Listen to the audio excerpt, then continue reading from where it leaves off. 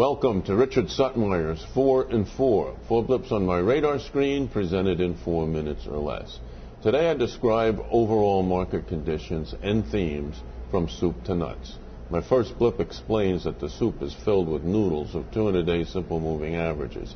The daily chart for COMEX Gold is extremely oversold, and weakness has stayed above semi-annual support at 796.5, while a 200-day simple moving average is now resistance at 890.6.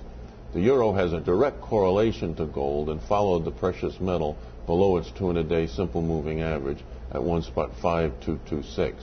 Staying above 1.48 sets a trading range low in an oversold market.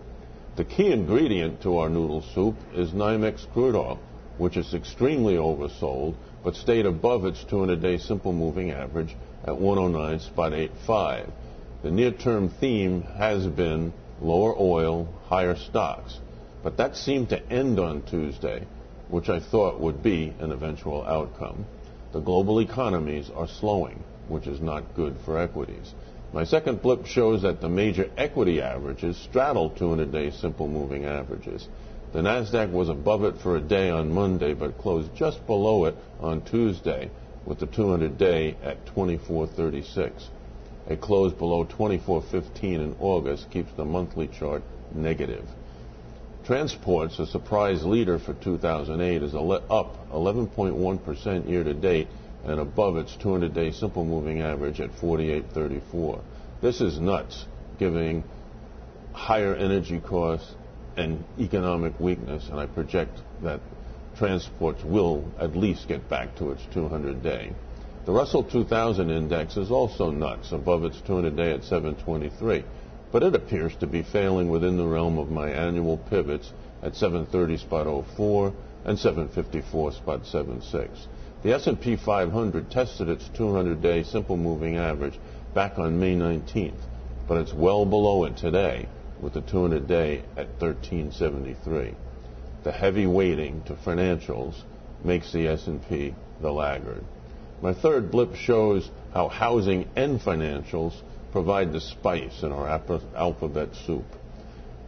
The housing sector index, HGX, is well below its 200-day at 133.81 and is down 16.2% year-to-date.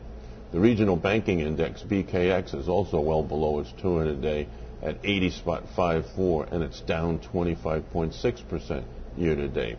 The Wilshire REIT Index, RWR, was above its 200-day at 70.46 on Monday, but closed below it on Tuesday. The Real Estate Roundtable just reported that commercial real estate is softening. Out of 100 industry executives, 90 predicted flat to lower commercial real estate prices over the next 12 months. My fourth blip shows the continued slide in emerging markets in China.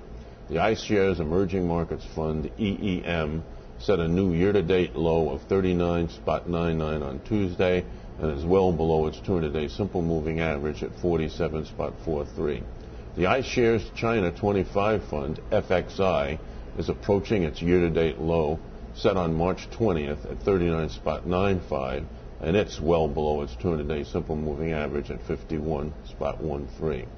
As I get to the bottom of the soup bowl, the alphabet noodles spell out my number one reason for concern: more bad loans. Let me repeat that: more bad loans. The most important of the economic data I study comes out on August 26, the FDIC quarterly banking profile for the second quarter of 2008. Stay tuned for the bad loans rising. If you have any comments or questions, shoot me an email, gmcreports@aol.com. That's today's 4 in 4. Enjoy your day.